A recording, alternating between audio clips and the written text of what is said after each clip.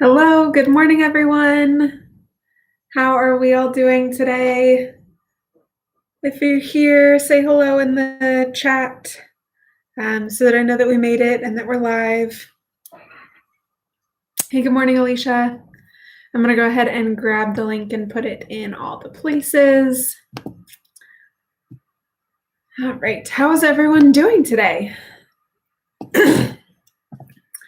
Anything fun or exciting going on?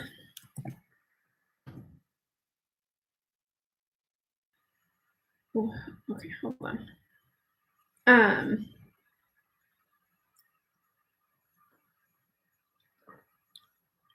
I know I sort of just have to do the last minute things that all your teachers have to do to sort of close out the school year. We have a couple of meetings today. But other than that, I'm sort of getting transitioned into summer life. Hey, Gunica. Hey, Cindy. I'm sort of hoping that I might be able to finish the book today. I've been reading The Maze Runner. And when I stopped by my classroom yesterday, I was able to grab the whole rest of the series. So that was exciting. So if I finish The Maze Runner today, then I will be ready to move on to the next book. I'll have the whole series for me to read this summer, which will be fun.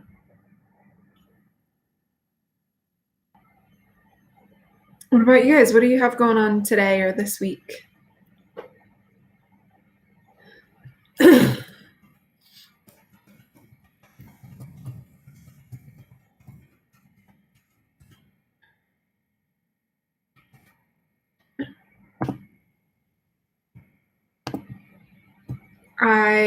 All I really did yesterday is I went to the school for a little while and dropped off a bunch of things that I needed to turn in, and I grabbed some things that I needed to grab. So that was good. I spent a lot of time sort of down some YouTube rabbit holes that I probably didn't need to go down. Gunica, not much going on other than math. Awesome. Yeah, I went down some YouTube rabbit holes regarding some drastic things to do to one's hair, which is probably not something that I need right now, because usually my perspective would be once it's summer, I don't really have anyone who's going to see me. I can do some drastic stuff to my hair. But at the end of this summer, I'm going to be in a wedding, and I don't want to mess up my hair before I do that.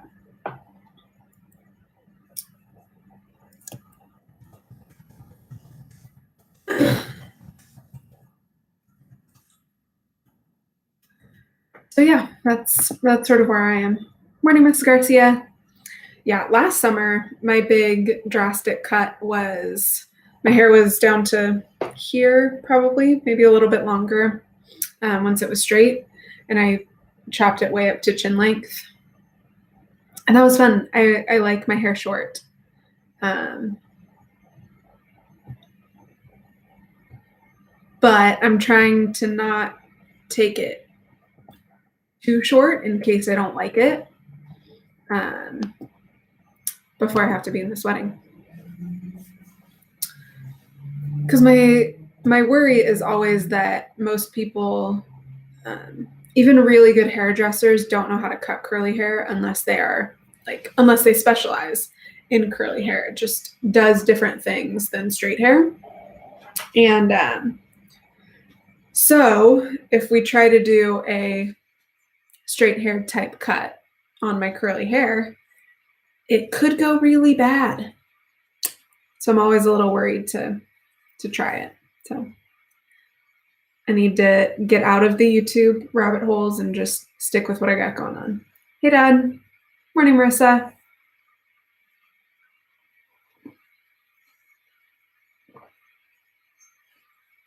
Hey, Mom.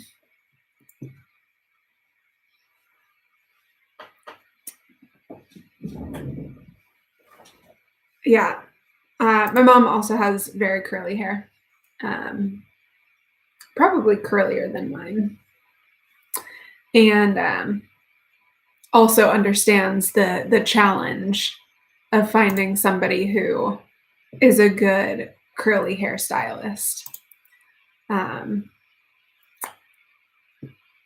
We had a great hairstylist for a long time, who was really more like a friend by the end there. I mean, she was our stylist for Mom, 20 plus years? But she retired, and now it has been a challenge. A challenge to keep finding people who are good.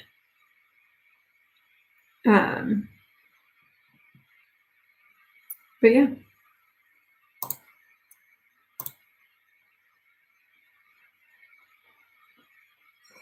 I was texting my friend last night whose wedding I'm going to be in and telling her about the thoughts I have for my hair dreams. Cindy was the best. She was great. She just sort of like knew what you wanted and would just do it. It was great. But yeah, I was texting my friend about my curly hair dreams, and I told her that she needed to talk me off the ledge because I didn't want to do it before her wedding. And she also has curly hair, so she gets it.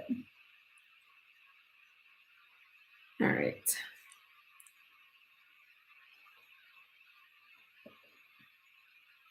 Let's see. Okay, why don't we stop talking about my hair, because that's probably only an interesting subject to me. And let's get into, I guess, our poem for today. I actually just realized I don't know that I marked the poem I was going to read today. So maybe not. Maybe you guys are going to have to tell me another topic that we need to do. Oh, no, I did have it. I have one marked. We're good. Also, you can tell me what other topics you want me to talk about other than my hair.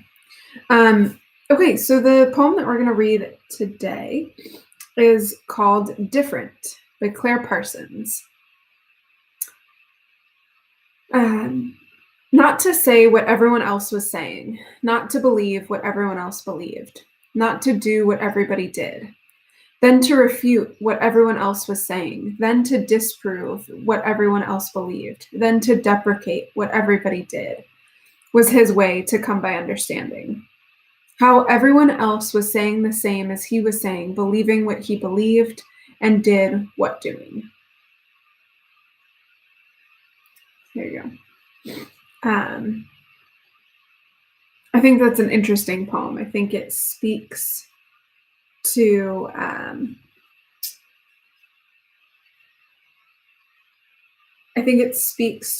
this feeling of wanting to be different, but also speaks to making choices just because they're different. That, I don't know. It's one thing to do what you want because you want to, whether or not it's the cool or accepted thing. And it's another to make choices specifically because it's not the cool or not the accepted thing, even if it's not actually something that students are interested in.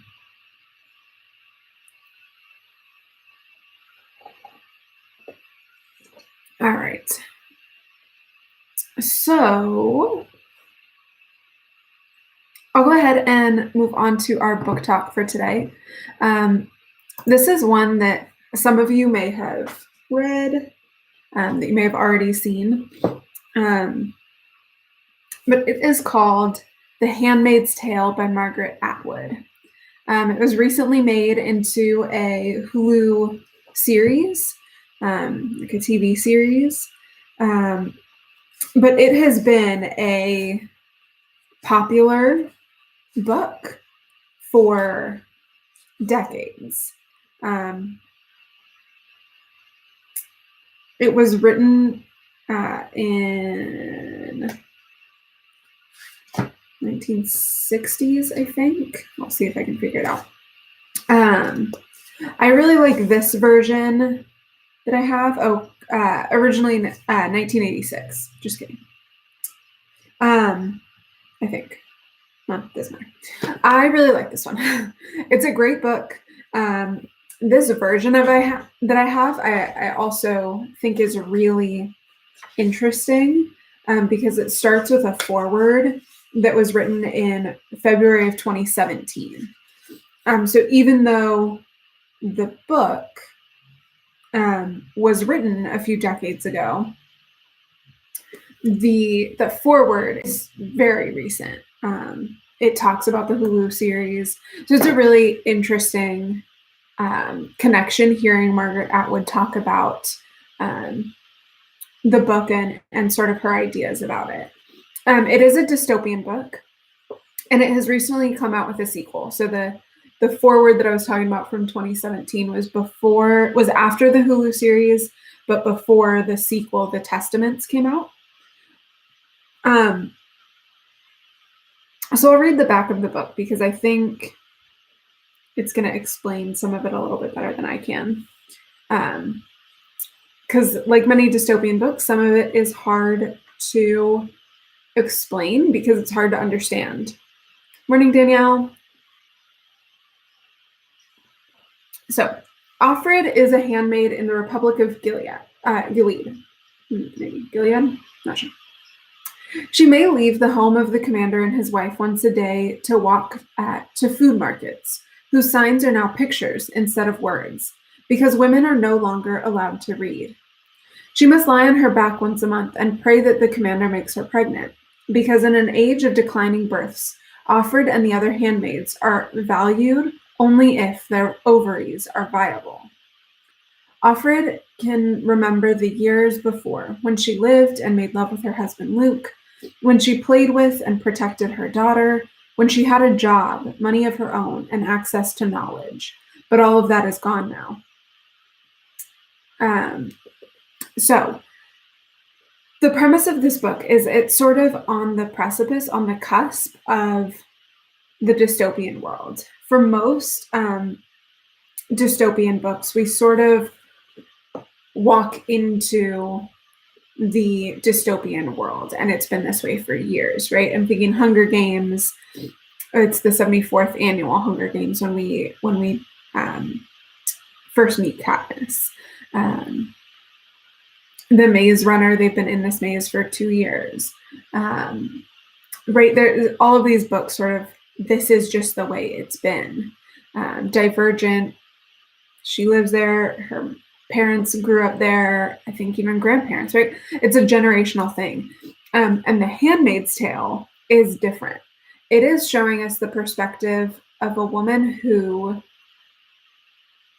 was in what we would think of as the real world, and is part of the transition into this dystopian world. So part of the idea here is there's some sort of ecological disaster, chemical disaster that's making it so that people are not as fertile, and it's really negatively impacting population, right? Their population is decreasing. And the way that they sort of take on this situation is by sapping rights away from women and sort of creating like women of the house, which are more like wives, and handmaids that are more like maids / concubines. So I will say it's a little bit intense, not all the time, but but there are some sections that are really intense. Um, and I love the ending. I find the ending to be really fascinating and interesting and brings up some really thoughtful, incredible literary questions. Like reading this book as a work of literature, I think is fascinating with the ending in mind. And I think it brings up some really important thematic questions. So that's what we have. I'll read the first. I'll read the first chapter because it's 2 pages. So we slept in what had once been the gymnasium. The floor was of varnished wood with stripes and circles painted on it for the games that were formerly played there. The hoops for the basketball nets were still in place, though the nets were gone. A balcony ran around the room for the spectators, and I thought I could smell faintly like an afterimage, the pungent scent of sweat, shot through with the sweet smell of chewing gum and perfume from the watching girls.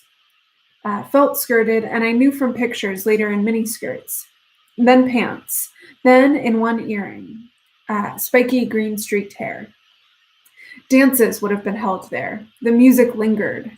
A palimpsest of unheard sound, style upon style, an undercurrent of drums, a forlorn wail, garlands made of tissue paper flowers, cardboard devils, a revolving ball of mirrors, powdering the dancers with a snow of light. There was old sex in the room and loneliness and expectation of something without a shape or name. I remember that yearning for something that was always about to happen and was never the same as the hands that were on us there and then, in the small of our back or out back in the parking lot or in the television room with the sound turned down, only pictures flickering. We yearned for the future. How did we learn it, that talent for insatiability? It was the air, and it was in the air, an afterthought as we tried to sleep in the army cots that had been set up in rows with spaces between so we could not talk. We had flannelette sheets, like children's, and army-issued blankets, old ones that still said U.S. We folded our clothes neatly and laid them on the stools at the ends of the beds. The lights were turned down, but not out. Aunt Sarah and Aunt Elizabeth patrolled. They had electric cattle prods slung on thongs from their leather belts. No guns, though. Even they could not be trusted with guns. Guns were for the guards, specially picked from the angels.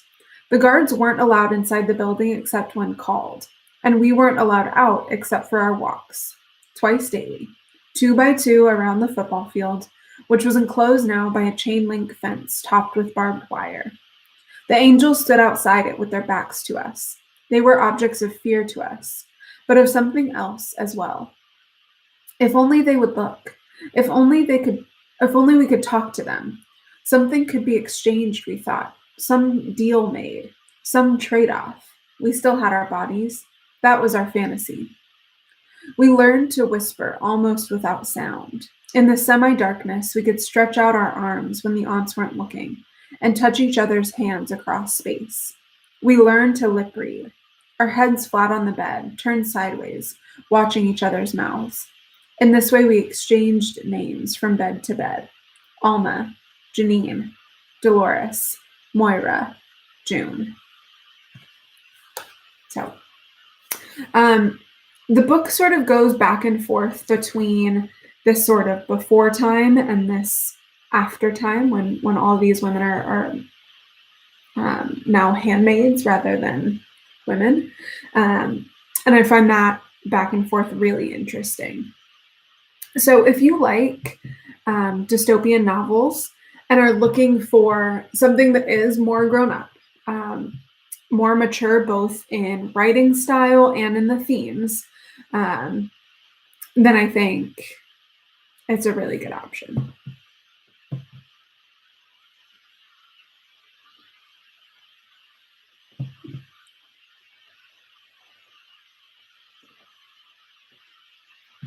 So yeah, what else do we got? Anything exciting that we're doing today? Any thoughts about the book or the poem or anything else you want to let me know?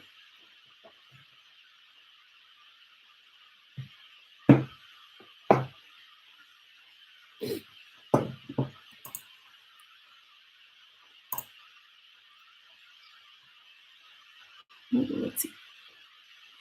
All right.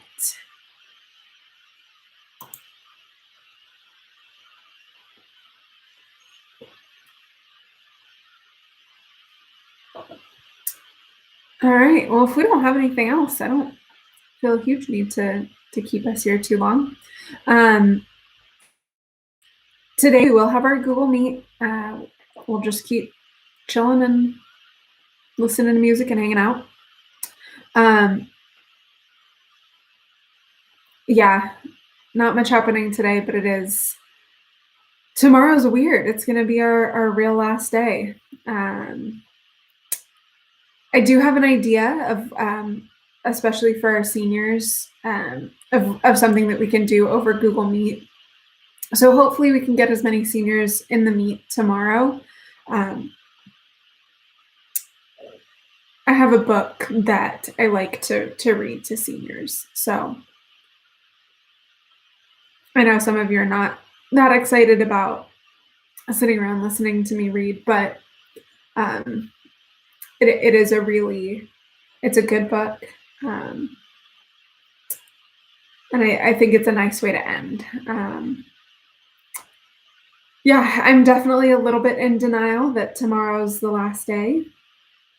Um, but yeah, I think it'll be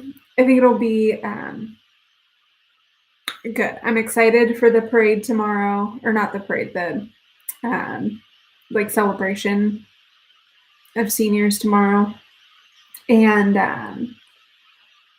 I think that's going to be a lot of fun. And I know that we will still have a great graduation, just not tomorrow. Um, and I think in some ways, when we do get to do graduation, it will almost be more meaningful because we really had to work for it, not just for the degree, but also for the formal celebration. And you guys deserve it. So I'm I'm a little disappointed about it all, but I'm also excited for what we have coming up. So with that, I will see you all either later today at the Google Meet or tomorrow back here on YouTube Live. Um, that is sort of the crazy one, is that tomorrow will be my last YouTube Live. I've been doing this every day for whatever, like 2 months. But that's all right. I'll find something fun to do for that too. All right. I hope you all have an awesome rest of your Thursday, and I will see you tomorrow. Always remember who you are, what you represent, and to share your Mustang pride. Bye, guys.